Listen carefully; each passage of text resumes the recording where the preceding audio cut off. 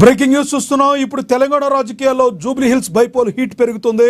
Sitting seat కోసం ప్రతిపక్ష BRS, అధికార కాంగ్రెస్ వ్యూహాలు రచిస్తున్నాయి. ఈ స్థానాన్ని కైవసం చేసుకునేందుకు ఇప్పటికే ఆ పార్టీలు అస్త్రశస్త్రాలు సిద్ధం చేసుకుంటుండగా ఉప ఎన్నిక నిర్వహించేందుకు ఈసీ కసరత్తు వేగవంతం చేస్తుంది. ఇప్పటికే కాంగ్రెస్ పార్టీ రాజీనామాకు సిద్ధంగా ఉండమని దానంకు సంకేతాలు ఇచ్చినట్లుగా సమాచారం. జూబ్లీ హిల్స్తో పాటు ఖైరతాబాద్కు బైపోల్ వచ్చే అవకాశం ఉందని తెలుస్తుంది.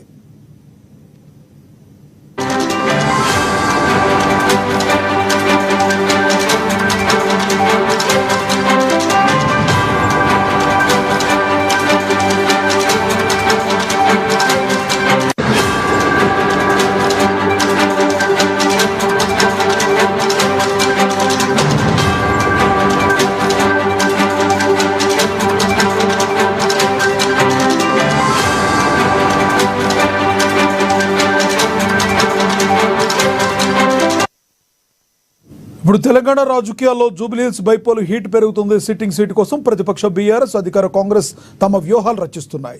ఈ స్థానాన్ని కైవసం చేసుకునేందుకు ఇప్పటికే ఆ పార్టీలు అస్త్రశస్త్రాలను సిద్ధం చేసుకుంటుండగా ఉప ఎన్నిక నిర్వహించేందుకు ఈసీ కసరత్తు వేగవంతం చేస్తుంది. ఇదే విషయానికి సంబంధించి మరింత సమాచారాన్ని మా ప్రతినిధి హరీష్ అందిస్తారు. హరీష్, చెప్పండి, ఈ జూబ్లీ హిల్స్తో పాటు ఖైరతాబాద్కు కూడా బైపోల్ వచ్చే అవకాశం ఉందా? ఇంకా కోర్టు తీర్పు రాకముందే దానం నాగేందర్ రాజీనామా చేసి మళ్లీ పోటీ చేయడం వెనకాల ప్రధాన కారణం ఏంటి?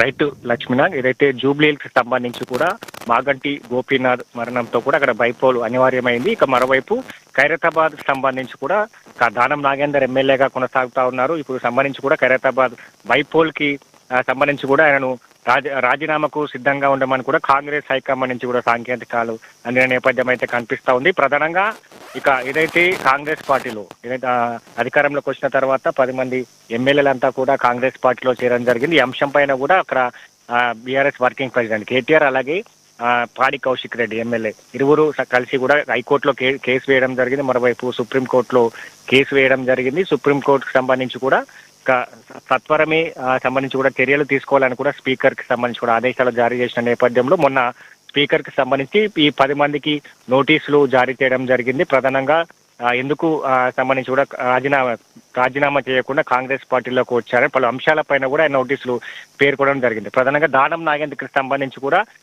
స్పెసిఫిక్ గా ఆయనకు సంబంధించి కూడా సుప్రీంకోర్టులో ప్రధానంగా కేటీఆర్ కావచ్చు, అలాగే పాడి కౌశిక్ రెడ్డికి సంబంధించి కూడా రిట్ పిటిషన్ వేయడం జరిగింది. ఆయన బీఆర్ఎస్ బీఫామ్ పైన ఎమ్మెల్యేగా గెలిచారు. అలాగే కొనసాగుతూ కాంగ్రెస్ బీఫామ్ పైన సికింద్రాబాద్ పార్లమెంట్ ఎన్నికల్లో కూడా ఎంపీగా పోటీ చేసిన నేపథ్యం ఉన్నది. కాబట్టి వీటన్నిటి ఆధారాలన్నీ కూడా సుప్రీంకోర్టులో ఈయన పైన ప్రత్యేకంగా రిట్ పిటిషన్ వేయడం జరిగింది. కాబట్టి న్యాయ నిపుణుల సంబంధించి కూడా సలహాల మేరకు ముందుగా అనర్హత వేటు పడితే ఖచ్చితంగా దానం నాగేందర్ పైన పడుతుందన్నట్టుగా కూడా కాంగ్రెస్ హైకమాండ్ గుర్తించిన నేపథ్యం అయితే కనిపిస్తా ఉన్నది. ఇక దీనికి సంబంధించి కూడా గత కొద్ది రోజులుగా దానం నాగేందర్ సంబంధించి కూడా తాను రాజీనామా చేయబోతున్నాను, తనకు మరోసారి నేను గెలుస్తాను, తనకు మంత్రి పదవి ఇవ్వాలని కూడా ఏదైతే సాంకేతికాలు కాంగ్రెస్ హైకమాండ్ కావచ్చు, ఇక్కడ పీసీసీకి సాంకేతికాలు పంపిన నేపథ్యం అయితే కనిపిస్తా ఉన్నది. కాబట్టి ఇప్పుడు సంబంధించి కూడా ఈ చర్చ జోరుగా జరుగుతా ఉన్నది.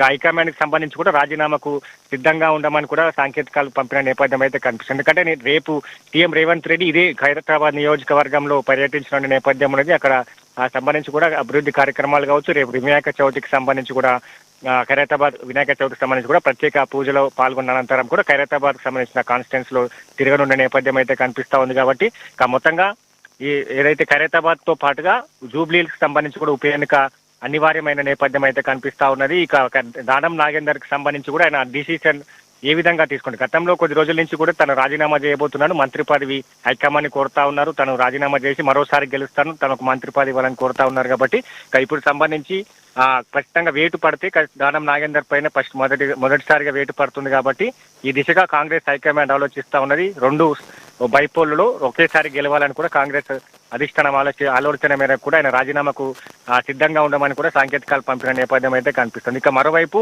ఇదే ఉప ఎన్నికకు సంబంధించి కావచ్చు, ఖైరతాబాద్ కి సంబంధించిన ఉప ఎన్నికలో బీఆర్ఎస్ అభ్యర్థిగా మన్నె గోవర్ధన్ రెడ్డికి సంబంధించి కూడా ఆయన రెడీగా ఉన్నారు. ఖైరతాబాద్ ఉప ఎన్నిక జరిగితే ఖచ్చితంగా బీఆర్ఎస్ నుంచి కూడా తాను సిద్ధంగా ఉన్నాను కూడా సాంకేతికాలు పంపుతున్నారు. మరోవైపు బీజేపీ నుంచి చింతల రామచంద్ర రెడ్డికి సంబంధించి కూడా బరిలో ఉన్నట్టుగా కూడా ప్రకటిస్తున్న నేపథ్యం అయితే కనిపిస్తా ఉన్నది. కాబట్టి ఈ 2 బైపోల్ కి సంబంధించి కూడా ఒకేసారి జరిగే అవకాశాలు అయితే కనిపిస్తా ఉన్నాయి. Lakshman, thank you Harish.